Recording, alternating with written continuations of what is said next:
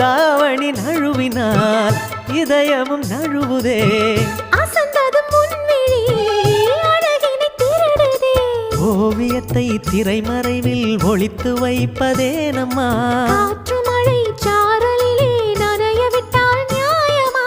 ரசிக்க வந்த ரசிகனின் விழிகளை மூடாதே.